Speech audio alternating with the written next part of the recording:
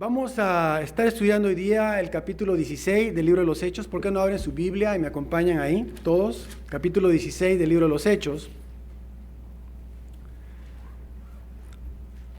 Y ahí nomás tenga abierta su Biblia en el capítulo 16. Yo quería hoy día moverme un poco más porque Pastor Tony se pone eso aquí, ¿verdad? En la oreja y se puede mover de un lado a otro.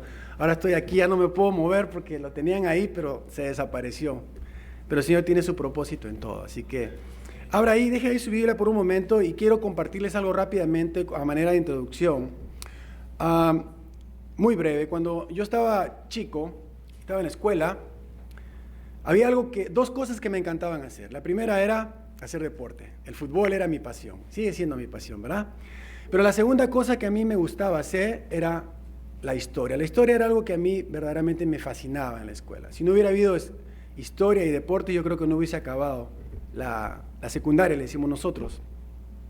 Pero cuando yo empecé a leer la Biblia, me di cuenta de que la Biblia está llena de historias, ¿sí? Y cuando empecé a estudiar y fui al seminario a estudiar, me di cuenta que cada historia que está en la Biblia tiene un mensaje de parte de Dios. Dios nos quiere hablar de diferentes maneras, pero una de las maneras que Dios nos habla es a través de las historias que hay en su palabra.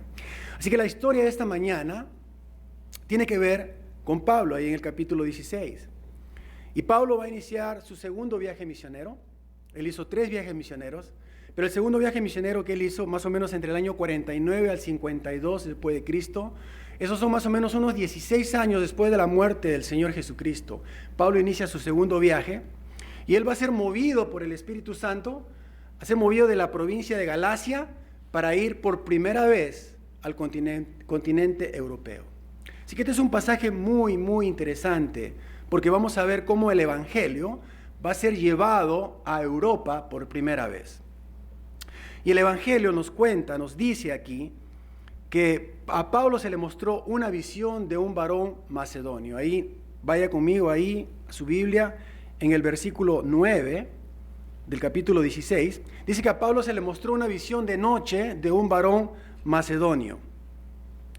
Y rápidamente, hermanos, rápidamente ellos entendieron, ellos comprendieron que Dios los estaba llamando a anunciar el Evangelio. Cuando Pablo específicamente recibió esta visión, él y su grupo entendieron que el propósito de esta visión era ¿qué? Anunciar el Evangelio.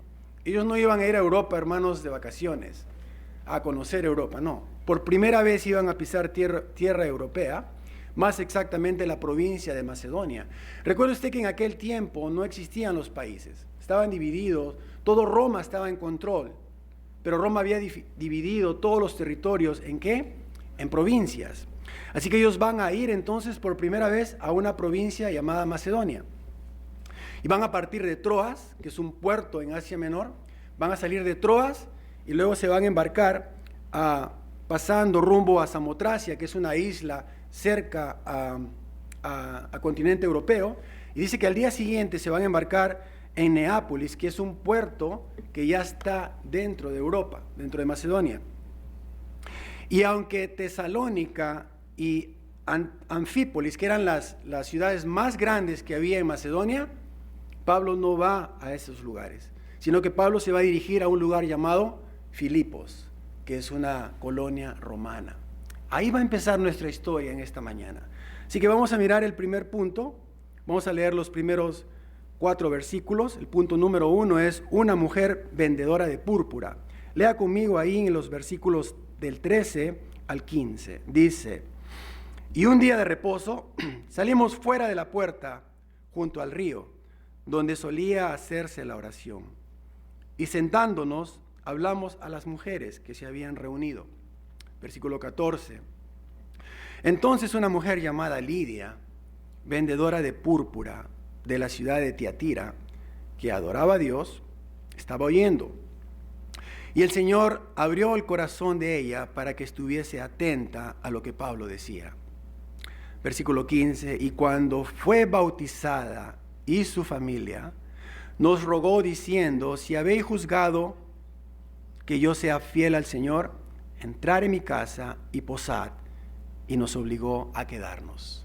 Vamos a orar una vez más para poner este servicio en las manos del Señor. Padre, una vez más, Señor, queremos que tu Espíritu Santo sea el que dirija esta clase, Señor. No el hombre, sino tú, Señor. Que tu palabra una vez más sea expuesta, Señor, y predicada de acuerdo a tu santa escritura que tenemos hoy en día. En el nombre de Jesús, amén y amén. Entonces, hermanos, vamos a mirar dos cosas en este primer punto.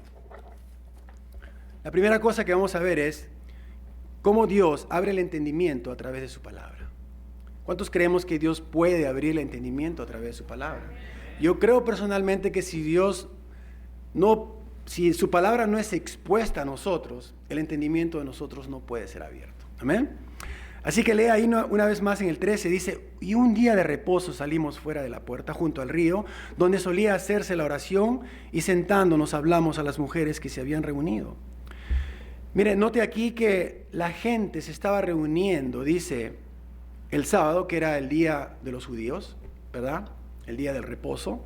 Pablo siempre tenía por costumbre, hermanos, cuando usted mira todos los capítulos donde Pablo va a predicar el Evangelio de Cristo, ¿qué es lo que hace? Siempre lo va a encontrar en una sinagoga predicando. ¿Por qué? Porque la sinagoga era el mejor lugar donde Pablo podía presentar al Mesías, ¿sí? Pero en esta ocasión, él dice ahí que se va a un lugar cerca al río. ¿Por qué? Porque aquí en esta colonia romana no había una sinagoga. Qué interesante, ¿ves? No había una sinagoga. Entonces, para que una sinagoga se pudiera establecer en un lugar, había un requerimiento. La palabra judía se llama minyan, que es un requerimiento de 10 personas, 10 varones judíos, tenían que conformar una minyan, que viene siendo el requerimiento para que la lectura de la Torá se pudiera leer y para que se hicieran los demás ritos judíos. O sea, no había una sinagoga aquí en Filipos. O sea, eso indica de que ni siquiera habían 10 varones judíos. Ahora, es interesante porque Dios mueve a Pablo y a todos sus compañeros a través de una visión de un varón macedonio. Y qué curioso que Pablo llega a este lugar y primeramente no encuentra una sinagoga, o sea, no tiene un lugar donde exponer la escritura. Segundo, mira a las personas que están reuniendo junto al río y todas eran mujeres. Y tercero, una mujer que dice aquí oriunda de Tiatira. Eso significa que era, ¿de dónde? No era oriunda de ese lugar, de Macedonia, sino que era de Asia Menor. Lidia había venido de Asia Menor y se había establecido aquí en Macedonia y tenía un negocio de púrpura. Y nos damos cuenta, hermanos, cómo Dios se mueve de una manera tan diferente a la manera como nosotros pensamos, ¿sí? Porque Pablo podría pensar que Dios lo está moviendo y que él va a encontrar todo en ese lugar. Pero no fue así. Todo lo que encontró fue completamente opuesto a lo que él había recibido en la visión. Ni siquiera encontró a un hombre macedonio, o sea, a un europeo, sino encontró a una mujer. Ahora, hermanos, Dios va a mover circunstancias incomprensibles en tu vida y en la mía.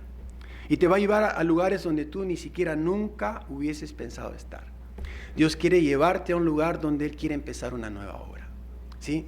Hay misioneros, hermanos, que son movidos a través del Espíritu Santo y ellos van y no tienen una idea clara de lo que va a pasar con sus vidas. Pero cuando llegan a un lugar y no hay iglesia. ¿Y qué es lo que pasa? Que a través de su fe y de su perseverancia y la obra del Espíritu Santo se va a levantar una iglesia. Y no hay nadie en esa iglesia y después de unos años esa iglesia se va a llenar. ¿Por qué? Porque cuando la obra de Dios, cuando la voluntad de Dios está sobre una visión, esa visión se va a cumplir. Y tú y yo quizás hemos venido, nunca tuvimos la intención ni siquiera de estar en este lugar, ¿sí? Hay muchas personas que han venido de iglesias grandes y hoy día dicen, pero ¿qué hago aquí en una iglesia tan pequeña? Apenas son 10 personas o 20 personas, pero Dios quiere empezar una obra nueva contigo. Por eso estás aquí. Quizás el lugar donde estabas era un lugar donde no se predicaba la palabra de Dios. Era un lugar donde solamente habían puras emociones, donde había puro espectáculo, pero no se predicaba la palabra de Dios. Ahora, note aquí, hermanos, que ella tiene aquí dos cosas bien importantes. La primera es vendedora de púrpura. Dice la Escritura, lea conmigo, en el 14 dice, entonces una mujer llamada Lidia, vendedora de púrpura, dice, de púrpura. Y segundo, que era, dice, adoraba a Dios, o sea que era una adoradora. Ahora, hermanos, la púrpura es una sustancia, si no saben lo que es una púrpura, yo tampoco lo sabía, es una sustancia colorante que se extrae de diversas especies de moluscos. Y debido a su elevado precio, la gente no podía comprar esto. Solamente la gente pudiente, la gente de primera clase podía comprar la púrpura. Con ese tinte se podían pintar las telas, ¿sí? Y la gente se vestía de púrpura, pero solamente gente pudiente, gente de primera clase. Y segundo, era una adoradora. ¿Qué significa adoradora? Reverente o en alabanza a Dios. Era una mujer que tenía reverencia a Dios, ¿sí? ¿Qué significa la reverencia? No es sacarse una gorra cuando usted pasa debajo de una iglesia, ni cuando está caminando y saca la gorra, así, no, eso no es reverencia. Reverencia es el profundo respeto a Dios, eso es la reverencia. Entonces, ella era una mujer adoradora, estaba adorando, pero estaba adorando al Dios de Israel, al Dios de los judíos, con este grupo de mujeres. Y sabes que hay mucha gente hoy en día que viene a las iglesias y tienen mucha reverencia, ¿sí? Son muy reverentes. Pero eso no significa que conozcan verdaderamente a Dios. Y eso es lo que tenemos que entender. El venir a una iglesia, el estar cada domingo, no significa que conozcas a Dios. La única manera de que tú puedas conocer a Dios es a través del Hijo, de la Escritura que presenta al Hijo de Dios. Y eso fue lo que hizo Pablo con ella. Mire ahí, en el versículo 15, dice ahí, perdón, el versículo 14, adoradora de Dios, dice que estaba oyendo y el Señor abrió el corazón de ella para que estuviese atenta a lo que Pablo decía. Dios tuvo que abrir el corazón de ella para que ella estuviera atenta a lo que Pablo estaba diciendo. Pero vaya conmigo rápidamente a Lucas y luego vamos a volver a este pasaje. Lucas 24:32. Quiero mostrarle algo ahí en Lucas 24:32. No pierda Hechos.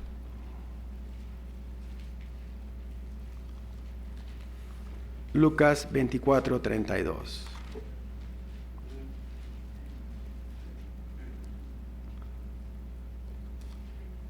No, ¿sabe qué?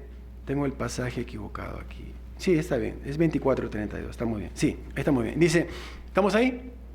Dice, y se decían el uno al otro, ¿no ardía nuestro corazón en nosotros mientras nos hablaba en el camino y cuando nos abría las Escrituras? Ahora sí vuelva a Hechos, y este pasaje está hablando de los discípulos que caminaban en el camino de Emaús.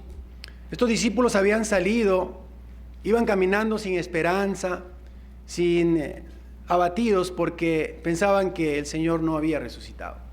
Pero cuando iban caminando rumbo a Emaús, dice que el Señor se les apareció y caminó con ellos 6 millas aproximadamente. Tiene la distancia, la tengo grabada aquí. Y dice que abrió las Escrituras, pero ahora, cuando dice que abrió las Escrituras, obviamente el Señor no llevaba una Biblia en la mano, ¿sí? ¿Qué es lo que significa abrió la Escritura? Les abrió el entendimiento. Cuando Dios abre tu entendimiento, tú tienes la capacidad de poder entender lo que Dios quiere decir. Dice que abrió y dice que ellos decían, ¿no ardía nuestro corazón en nosotros mientras nos hablaba en el camino? Ahora, cuando mira aquí el pasaje de Hechos 16,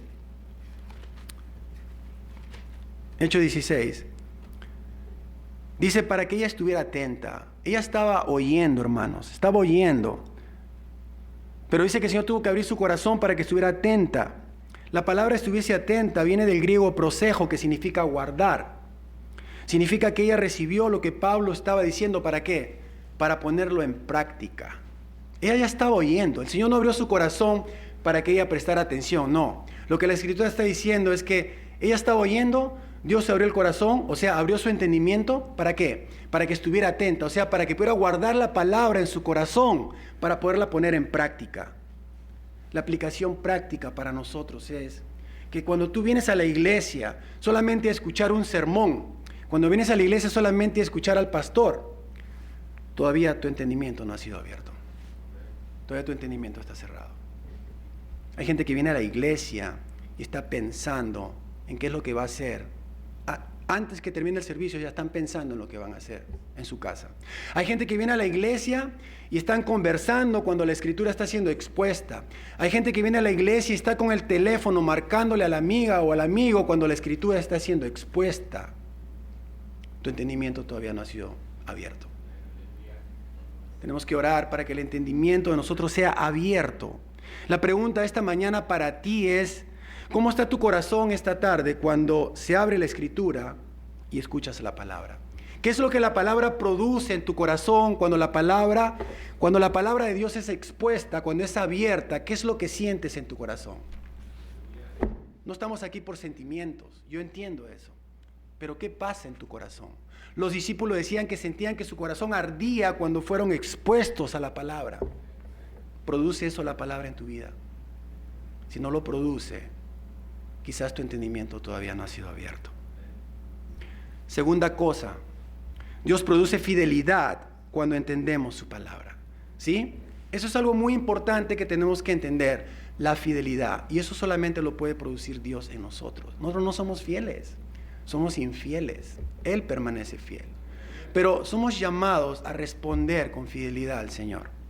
Lea conmigo el versículo 15 una vez más. Dice ahí que cuando fue bautizada y su familia nos rogó diciendo: si habéis juzgado que yo sea fiel al Señor, entrar en mi casa y posar, y nos obligó a quedarnos. Dice la Escritura que fue bautizada, ¿verdad? Pero no conocía a Jesús. Cuando Pablo empezó a hablar, dice que Pablo se sentó y empezó a hablar. Ella no conocía a Jesús. Solo cuando somos injertados a la familia de Dios a través de la fe en Jesucristo y nuestro entendimiento es conforme a su palabra, procedemos entonces al bautismo. Amén.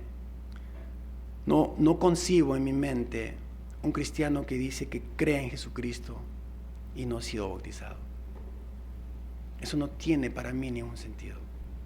Todo aquel que ha creído en Jesucristo y ha reconocido a Jesucristo como su Señor y Salvador, tiene que ser bautizado. Porque es el mandato de Cristo, Mateo 28, la gran comisión. Ir y hacer discípulos y bautizarlos en el nombre del Padre, el Hijo y del Espíritu Santo. No es un capricho del pastor, no es un capricho de la iglesia, es un mandato de Cristo. Si tú te consideras cristiano, hijo de Dios, y has creído, tu siguiente paso es el bautismo. Dice aquí la Escritura: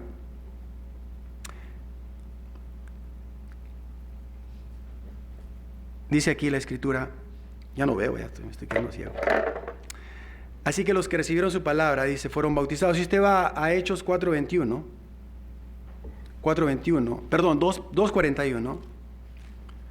no pierda Hechos, porque vamos a regresar rápidamente. Hechos 2:41 dice: así que los que recibieron su palabra fueron bautizados, y se añadieron aquel día como 3,000 personas. Regrese nuevamente ahí.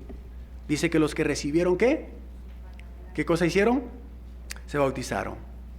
Cuando tú recibes la palabra, cuando has entendido, cuando tu entendimiento ha sido abierto y entiendes quién es Cristo, entonces procedes al bautismo. Nota lo que dice ella ahí una vez más en el versículo 15. Dice ahí: si habéis juzgado que yo sea, ¿qué? Fiel al Señor. ¿A cuál Señor? Interesante, ¿verdad? Si tú has juzgado que yo sea fiel al Señor, pero ella todavía no conocía a Cristo, pero aquí ya lo conoció. Por eso digo, si tú has juzgado que yo sea fiel al Señor ¿quién? Al Señor Jesucristo. Dice, si tú has juzgado que yo sea fiel al Señor, entrar en mi casa y posad, y nos obligó a quedarnos.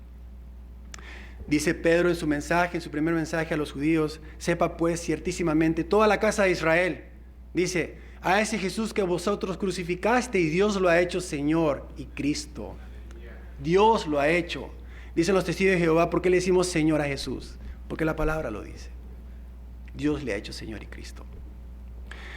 Dice ella: si no aceptan mi hospitalidad, eso indica entonces que no creen que yo soy fiel. Entonces, ¿cómo podrían los hermanos rehusar a la hospitalidad, verdad?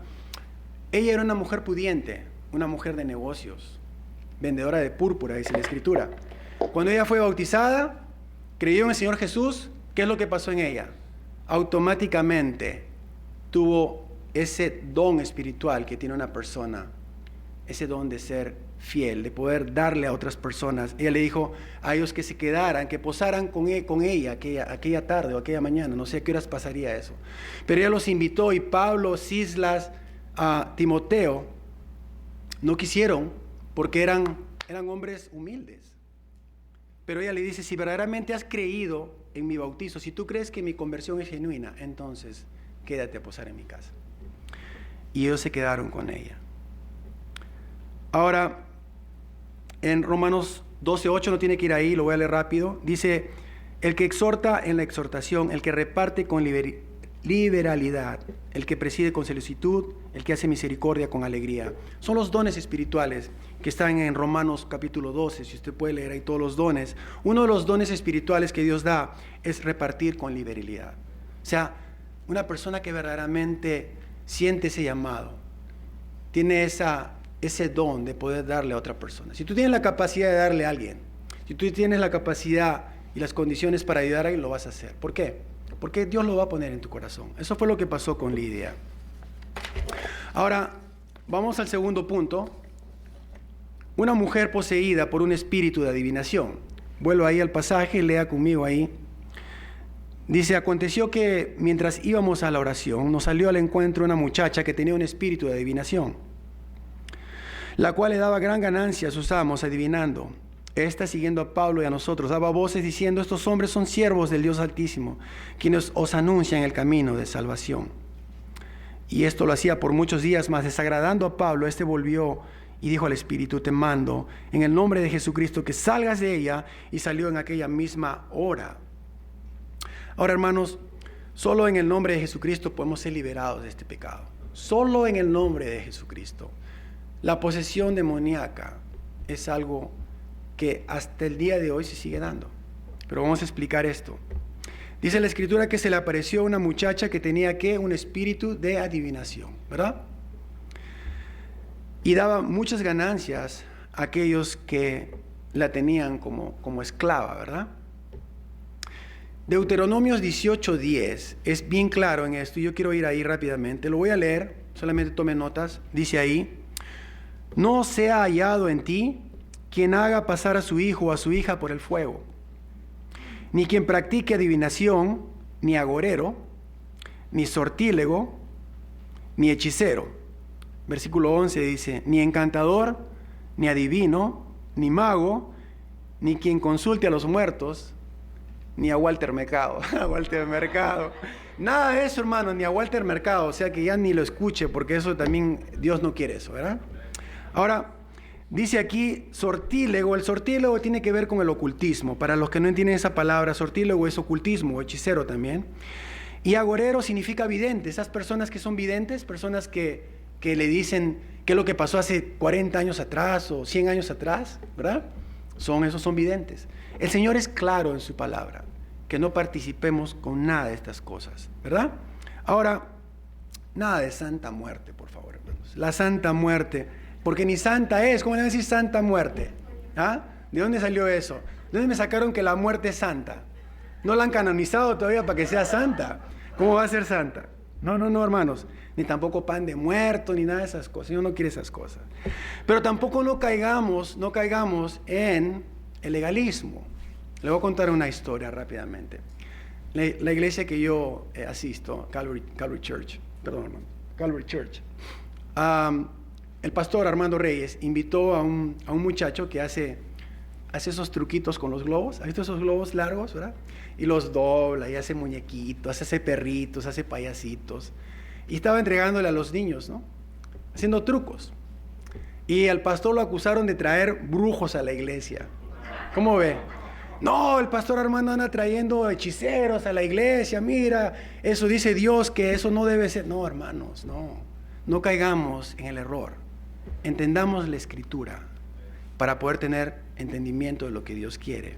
Así que no se la agarre con esos que andan haciendo globitos. Esos no son agoreros, no son brujos. Nomás están haciendo unos truquitos ahí con la mano, están haciendo una especie de cosa. No tiene nada que ver con eso, ¿ok? Pero la realidad de esta posesión demoníaca es tan innegable como cualquiera de las historias que miramos en el Nuevo Testamento. El Nuevo Testamento está lleno de historias de demonios, de personas que han sido poseídas, ¿verdad? Dice ahí en el versículo 17 que ella decía, estos hombres son siervos del Dios Altísimo. ¿Cómo ve? O sea que daba voces, el demonio daba voces a través de ella y decía, estos hombres son siervos del Dios Altísimo. Ahora, hermanos, los demonios, déjenme explicarle, no son fuerzas o conceptos que están en nuestra mente o en nuestra imaginación. No. Los demonios tienen inteligencia, emociones y voluntad. Y son seres espirituales, tienen existencia personal. Son seres reales. De acuerdo a Efesios 6:12, Pablo dice que la lucha no es contra qué, ni contra sangre ni carne, sino contra huestes espirituales de maldad. Entonces, ¿qué es lo que está diciendo la Escritura? ¿Que son fantasmas? No, son seres reales. Entonces tenemos que entender eso. Ahora, en el versículo 18 dice, más desagradando a Pablo, lee ahí, y esto lo hacía por muchos días, ¿y qué? Más desagradando a Pablo. ¿Qué significa eso? Que Pablo estaba dolorido. Pablo sentía dolor en su corazón de ver cómo esta mujer había sido poseída por un demonio. Y él sentía dolor, sentía tristeza de ver cómo una mujer se estaba perdiendo. No tenía ninguna posibilidad de obtener salvación eterna. Y vino Pablo y le dijo, te mando en el nombre de Jesucristo que salgas de ella. En el nombre de Jesucristo. Y en el nombre de Jesucristo se han cometido muchas barbaridades también. En el nombre de Cristo se han hecho demasiados abusos también. Pablo tenía la autoridad, escuche bien lo que le voy a decir, de un verdadero apóstol. Muchos dudaban, ¿verdad?, de su apostolado. Ahí en Corintios usted puede ver cómo muchos corintios le peleaban, ¿verdad? Le alegaban que él no era un apóstol. ¿Por qué? Porque no había caminado con Cristo. Pero él siempre se presenta en todas sus cartas, dice, Pablo, siervo de Jesucristo, apóstol de Jesucristo, porque él entendía su llamado. Él estaba seguro de quién era en Cristo. Y por eso es que él hace cuando dice en el nombre de Jesús, lo está haciendo con toda la autoridad de Dios para proceder de esta manera. Tenía la autoridad de Dios porque Cristo estaba en él.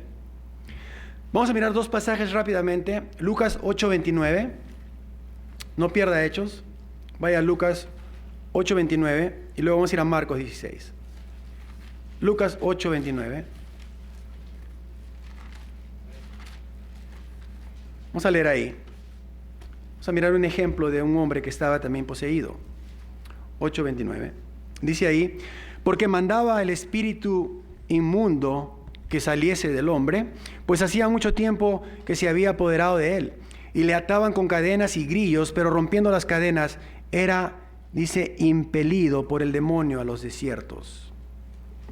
La palabra impelido significa que era llevado por el demonio al desierto, o era agitado. Esa palabra significa llevado o agitado. Ahora vaya a Marcos 16:17. Y mire aquí este pasaje, 16:17. Dice ahí, amén. Dice, y estas señales seguirán a los que creen en mi nombre. Echarán fuera demonios y hablarán nuevas lenguas. Tomarán en las manos serpientes, y si bebieren cosa mortífera, no les hará daño. Sobre los enfermos pondrán sus manos y sanarán.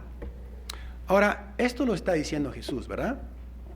Y eso es palabra de Dios. Eso es verdad. Pero se ha manipulado demasiado el nombre de Jesús y la autoridad de Jesús. La otra vez estaba mirando con mi niño un programa en la televisión y salió un pastor americano joven con un grupo de jóvenes y adultos, y el pastor se comenzó a poner culebras y serpientes en la mano. Y todo el mundo andaba danzando sobre las serpientes y andaban haciendo todo un ritualismo ahí. Estaban tomando este pasaje literalmente. Pero yo no he visto a ningún pastor que se tome el veneno y diga, mire, aquí sigo vivo. No he mirado eso. Toman literal lo que les conviene. Lo que no les conviene no lo toman. Pero yo sí creo en la posesión demoníaca. Hoy en día hay mucha gente que está poseída.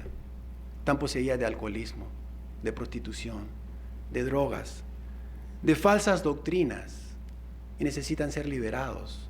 Pero para que sean liberados necesitan escuchar el Evangelio, para que sean liberados de esa esclavitud en la que se encuentran. No siempre, hermanos, no siempre Pablo actuó de la misma manera. No siempre Pablo dijo, en el nombre de Jesús te digo que salgas de ese cuerpo. No siempre lo hizo. Le voy a poner un ejemplo. En Hechos 19, ahí nomás quiero que escuche aquí lo que dice. Asimismo, muchos de los que habían practicado la magia trajeron los libros y los quemaron delante de todos. Y hecha la cuenta de su precio, hallaron que era de 50,000 piezas de plata. Así crecía y prevalecía poderosamente la palabra del Señor. Cuando Pablo estuvo en la ciudad de Éfesos, Éfesos era una ciudad rendida al ocultismo. Era una ciudad donde se adoraban otros dioses, donde la gente practicaba la magia. Pero si usted lee los 6 capítulos de Efesios, usted no encuentra ninguna exhortación de Pablo, ningún exorcismo de Pablo. Usted no mira en ningún pasaje que hay en el libro de Éfesos o de Efesios, lo mira diciendo, en el nombre de Jesús te digo que salgas. En ninguno. Sin embargo, sí lo hizo. Pero lo hizo con un propósito específico en Filipos. ¿Por qué? Porque en esta colonia romana no conocían el poder de Jesucristo. No lo conocían. Por eso hizo esa manifestación, para que la gente viera que el poder de esa mujer de adivinar no era más fuerte que el poder de Dios para sacar demonios. Por eso lo hizo. Pero hoy en día la gente hace un espectáculo con esas cosas. En el nombre de Jesús. Y la gente empieza ahí a tirarse, a compulsionarse. Y empiezan a hacer todo un espectáculo.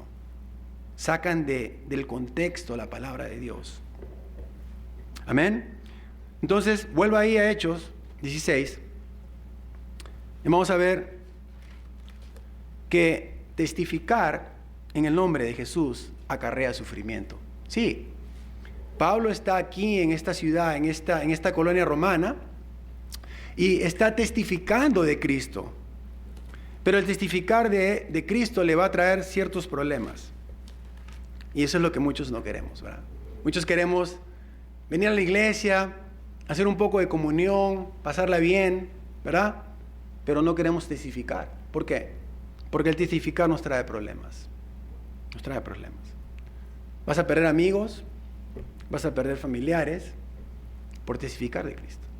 Pero si no testificas, ¿cómo entonces puedes llamarte entonces cristiano? Somos llamados a testificar acerca de Cristo, de una o de otra manera. No todos tenemos el don de poder predicar, no todos tenemos el don de enseñar, pero yo creo que todos nosotros podemos testificar de Cristo de una o de otra manera. La mejor manera de testificar de Cristo es con tu vida. Empieza testificando de Cristo con tu vida. Que otras personas miren en ti que hay algo diferente en ellos, que en ellos. Que ellos miren que hay algo muy distinto en ti que en ellos. Y eso es la presencia del Espíritu Santo. Mire ahí, lea conmigo el versículo 19, dice, pero viendo sus amos que había salido la esperanza de su ganancia, prendieron a Pablo y a Silas y los trajeron al foro ante las autoridades. ¿Sí lo que pasó? Liberó a esta muchacha del espíritu de adivinación, pero le trajo un problema. Ahora, cuando el espíritu salió de ella, ¿qué es lo que pasó? También salieron las esperanzas y las ganancias de las personas que estaban ahí. Y cuando miraron eso, no se preocupaban por la muchacha que había sido liberada. No estaban contentos porque esa muchacha había sido liberada, sino que al contrario, estaban enojados. ¿Por qué? Porque sus bolsillos y sus ganancias materiales habían sido afectadas. ¿Sabes? Hay gente que se siente más feliz de verte así como eras antes, de mirar tu cambio que tú tienes hoy en día. Hay gente que se siente feliz cuando te miran como tú eras antes. No te quieren ver cambiado. Ellos quieren verte como tú eras antes. ¿Sí? Cuando miran tu cambio, ya no se sienten felices. Especialmente los dueños de las barras. Esos definitivamente no te quieren ver ni en pintura. Porque antes estaban felices contigo. Pues sí, 200, tengo un amigo que $200, $300 en una barra todas las semanas. pues más de $1,000 de ganancia al dueño de la barra, imagínese. Pero cuando dio tu cambio, pues ya no es tu amigo, ya no te quiere ver más. Está más contento con verte como eras antes de verte como eres ahora. Cuando estaba en la escuela de ministerio, un amigo mío era bien de esos que andaban en las barras. Cuando se convirtió a Cristo, comenzó a ir a esa misma barra donde él iba y le comenzaba a compartir a los borrachos que salían de ahí afuera. Y les hablaba de Cristo. Y como estaba bien fuerte y bien aquí, pues no tenía miedo, ¿verdad? Y era toda cinta negra en karate. Imagínense, entonces no tenía ningún temor. No, yo sí lo hubiese pensado 2 veces. Pero él afuera de la barra, predicándole el evangelio a todos esos borrachos que salían de ahí. Y al dueño de la barra también. Cuando me contó eso, yo decía, no, está pero tremendo. Pero mire, toda la acusación que hacían contra Pablo era pura hipocresía. Porque cuando estos hombres hubieran permitido que los misioneros predicaran acerca de Cristo, siempre y cuando no hubiese afectado sus bolsillos, ¿verdad? Pero como sus bolsillos fueron afectados, entonces quisieron disimular su rabia y quisieron aparentar que se sentían celosos por una nueva religión, porque estaban alterando el orden público. Pero en realidad eso no era verdad.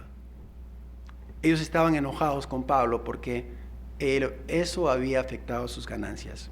Y miren, el versículo 20, los acusan de alborotar la ciudad, de traer costumbres que no son lícitas. Dice, no es lícito recibir ni hacer, pues somos romanos. Finalmente fueron, ¿qué? El versículo 22, azotados con vara. Mire todo lo que causó testificar acerca de Cristo. Y ¿sabes qué, hermano? Vamos a enfrentar dificultades, vamos a ser acusados, vamos a ser vituperados, y muchas veces vamos a ser golpeados físicamente por predicar el evangelio, ¿sí? Tú no sabes en qué momento le puedes predicar a alguien, a una muchacha o un muchacho, y ellos reaccionen de una mala manera. Pero debemos testificar de Cristo si verdaderamente estamos en Él. Amén. Y que Dios nos guarde, ¿verdad? Nos guarde de cualquier peligro. Que Dios esté con nosotros. Aunque Dios aquí, en este pasaje, tú puedes mirar que Dios no guardó a Pablo ni a Silas de estos problemas. Aunque ellos estaban recibiendo maltrato físico, dice que fueron azotados con vara.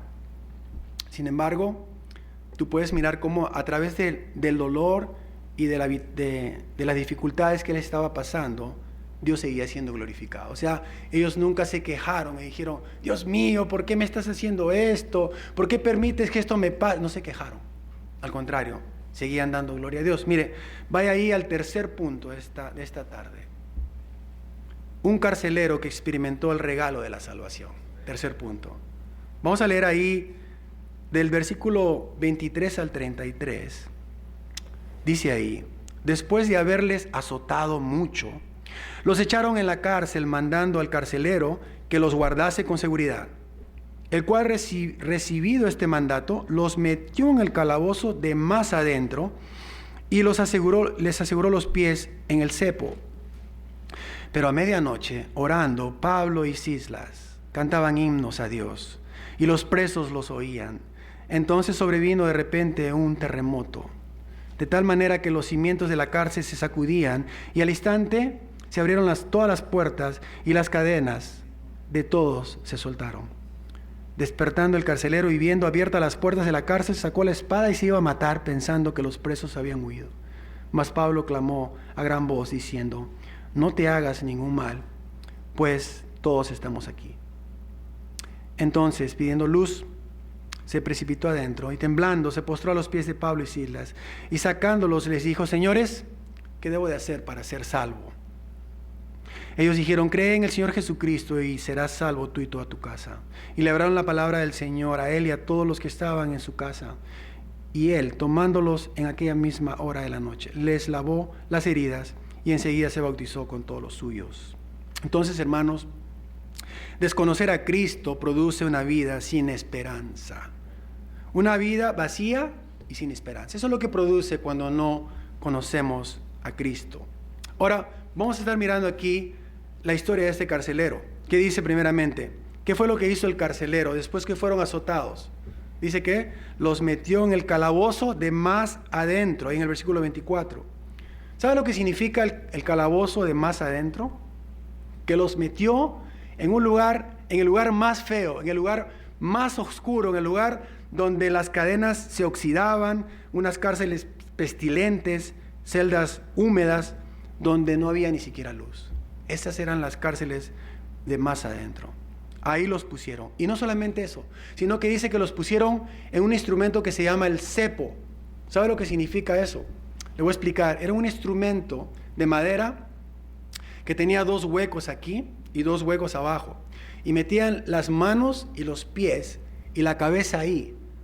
Y quedaban en una posición así. No se podían ni sentar ni acostar. Así tenían que permanecer toda la noche, sin poderse ni siquiera sentarse. ¿Se imagina esa tortura toda la noche? Pero dice la Escritura ahí, dice la Escritura que a medianoche, orando Pablo y Silas, cantaban himnos, hermanos, en el versículo 25. Ahora, ¿qué es lo que estaban demostrando cuando estaban cantando himnos? Demostraban su fuerza y su madurez espiritual. Fuerza y madurez espiritual. Pablo nunca dejó que las prisiones fueran un impedimento para su ministerio. Nunca.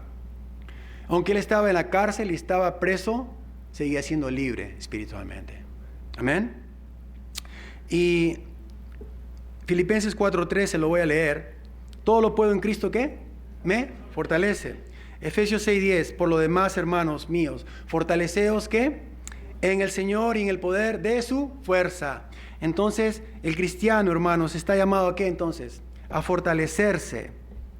¿Para qué? Para poder demostrar su madurez espiritual. Solamente cuando somos fortalecidos en el Señor podemos demostrar ¿qué? Nuestra madurez espiritual. ¿Sí? En los momentos complicados, en los momentos difíciles, en los momentos de aflicción, es cuando el cristiano está llamado entonces a fortalecerse en el Señor. Solamente así puede entender, puede comprender su madurez espiritual. Cuando no hay madurez, no hay entonces fortaleza para poder confrontar las aflicciones. ¿Sí? Note bien esto, si no hay madurez, no hay fortaleza para poder entonces confrontar las aflicciones. Es por eso que hay mucha gente que cuando tiene problemas se desespera. Y no digo que no hay que desesperarnos, sí, es normal, somos seres humanos. Pero tenemos que fortalecernos en el Señor. Eso es lo que la Escritura nos enseña. Ahora, este carcelero no se podía acercar al Señor porque no lo conocía. Por eso, ¿qué es lo que hizo? Cuando miró que sus problemas eran más grandes, que su situación era difícil, ¿qué fue lo que hizo? Dice que se quiso suicidar. Se quiso suicidar, sacando la espada, dice, se quería matar, sabiendo que él pagaría con su vida la huida de los presos, porque él pensó que los presos se habían escapado. Y había una ley en Roma que si un carcelero dejaba escapar a los presos, tenía que pagar con su vida. En el versículo capítulo 12, 19, de hecho no tiene que ir ahí, los presos que cuidaban a Pedro, cuando el ángel lo liberó, esos carceleros fueron ejecutados. Entonces, él sabía que bajo esa ley él iba a morir. Entonces, el carcelero, hermano, Pablo le dice, no te hagas ningún mal, no te hagas ningún daño, nosotros estamos aquí. Y este carcelero había perdido toda esperanza. Sus problemas y su situación eran verdaderamente desesperantes. Estaba vacío, estaba perdido. Ahora la pregunta es, ¿cuánta gente vive de esa manera? ¿Cuánta gente está perdida y sin esperanza en la vida? La gente quiere llenar sus vidas solamente con placer, pero no con esperanza. Hay mucha gente que llena su vida, pero con placer. Placer, no con esperanza. Porque están vacíos, están buscando ser llenados, pero no encuentran nada que los pueda llenar. ¿Sí? Entonces, solamente cuando reconocemos y creemos en Jesucristo, solamente eso puede producir gozo y esperanza de vida eterna. Solamente eso. Capítulo 16:30 dice, y sacándoles les dijo, señores, ¿qué debo de hacer para ser salvo? Le dijo el carcelero. Ahora, note esta pregunta que importante. ¿Qué debo de hacer para ser salvo? ¿Qué debo de hacer? Todas las circunstancias que ocurrieron alrededor de la vida del carcelero lo llevaron a hacer esa pregunta. Todo lo que pasó, se derrumbaron la cárcel, el edificio donde estaban, se derrumbó, Pensó que los presos se habían escapado, estuvo a punto de matarse. Mire todas las circunstancias que había alrededor de su vida. Solamente le tomó eso, hacer una pregunta. La reputación de Pablo y de Silas ya era conocida en Filipos. Así que cuando el carcelero descubrió verdaderamente su condición y su necesidad, solamente lo arriesgó todo para hacer esa pregunta. Tuvo que reconocer su condición y su necesidad. Solo cuando el hombre reconoce su condición y su necesidad, puede entonces preguntar qué debo hacer para salvarme. Cuando estamos perdidos con drogas, con vicios, con alcohol, no tenemos esa pregunta. Solamente cuando estamos perdidos, completamente perdidos, es que vamos a hacer esa pregunta. ¿Qué debo de hacer? ¿Qué puedo hacer? Así que quizás el carcelero pensó que estos dos hombres, que el terremoto y todo lo que había pasado, tenía una conexión con el Dios de estos hombres. Por eso hizo esa pregunta. Ahora, una cosa es verdadera. El carcelero tenía una gran necesidad. ¿Cierto? Tenía una gran necesidad. Vamos a leer 2 versículos más. Se los voy a leer yo. Mateo 8:25. Presta atención aquí. Dice: y vinieron sus discípulos y le despertaron diciendo: Señor, sálvanos, que pereceremos. Dijeron sus discípulos. El capítulo de Marcos 5:25, la mujer con el flujo de sangre, dijo: pero una mujer que desde hace 12 años padecía de un flujo, dice ahí finalmente, porque ella decía que si solamente tocare su manto, ¿seré qué? Seré salva. Entonces, tanto uno como el otro tenían necesidad. La mujer tenía una necesidad física. Los otros tenían una necesidad de ¿qué? Necesitaban una salvación porque verdaderamente estaban en peligro. Señor, sálvanos, estaba dormido el Señor. Sálvanos. ¿No ves que vamos a perecer aquí con esta tormenta? Tuvieron miedo, tenían peligro en su vida. Sálvanos de esta situación. La mujer dijo: si solamente tocaré su manto, seré salva de todo este problema que tengo. Problema físico. Entonces, tanto uno como el otro tenían una gran necesidad. Pero la respuesta de Pablo tiene que ver con la salvación eterna. ¿Sí? La respuesta de Pablo, ya que las condiciones o las circunstancias externas, ¿verdad?, son superficiales. Las condiciones y las circunstancias que pueden pasar en tu vida son simple y sencillamente superficiales. El problema más grande que tiene el ser humano es el problema con el alma. Por eso Pablo le dice: cree en Jesucristo y tú y toda tu casa serán salvos. Porque el problema de él no solamente son los problemas externos, sino el problema interior. No conoces a Cristo, no tienes a Cristo, necesitas ser salvo, y de esa manera tú y toda tu casa se salvarán. Ahora, ahí en Hechos 16:31, ellos dijeron: cree en el Señor Jesucristo y serás salvo tú y toda tu casa. En el 32 dice: y le hablaron la palabra del Señor a él y a todos los que estaban en su casa. Y el 33 dice: y él, tomándolos en aquella misma hora de la noche, les lavó las heridas y enseguida se bautizó él con todos los suyos. Mire ese cambio en la vida del carcelero. Ese carcelero que los había agarrado aquí en el versículo 24 dice: recibido este mandato, los metió al calabozo de más adentro y los aseguró con los pies en el cepo. Mire, ese mismo carcelero que los agarró y los envió a un lugar al peor de los lugares, ese mismo carcelero les estaba lavando los pies. Lidia le dijo: si has juzgado que yo soy fiel, posaré en mi casa. Fidelidad. El carcelero le lavó los pies. Humildad, sometimiento. Solamente eso puede ser producido cuando tú conoces a Cristo. Solamente. De otra manera no podemos obrar de esa manera. Ahora, en el versículo 33 dice que también se bautizó él y toda su casa. Vamos a concluir, hermanos, ahí. Y yo quiero que tú cierres tus ojos. Cierres tus ojos y vamos a poner esta predicación a las manos del Señor. Yo no sé cuál es tu condición en este momento, no sé cómo has venido a este lugar. Quizás tu condición es espiritual, quizás hay algo que está dominando tu vida en este momento y quieres ser liberado. Quizás tu problema es un problema mucho más grande que el que tú piensas que es. Pero de una u otra manera el Señor quiere liberarnos en esta noche. Así que vamos a orar para que el Señor, si hay alguien aquí que tiene algún problema, que quiere ser liberado por parte del Señor, que no ha conocido todavía a Cristo, que ha venido con algún problema en su vida, ahí en tu lugar, ahí donde estás, solamente pídele al Señor que Él pueda transformar tu vida y cambiar tu vida a través de su Hijo. Vamos a orar. Señor Padre, te damos gracias una vez más por este mensaje. Gracias por el mensaje de esta noche, Señor. 3 vidas que están conectadas a un mismo Dios. Y Señor, tanto Lidia, Señor, que no te conocía y su corazón fue abierto y su entendimiento también abierto para conocerte. O la vida de esta mujer que tenía un espíritu de adivinación, Señor, y fue liberada. O este carcelero que recibió la vida eterna. Padre, de una u otra manera, Señor, queremos llegar a ti. Reconocer que solamente en ti hay salvación y vida eterna. Y que solamente tú nos puedes dar libertad, Señor, para poder creer en ti y adorarte, Señor. Gracias una vez más por este mensaje. En el nombre de Jesús. Amén y amén, Señor.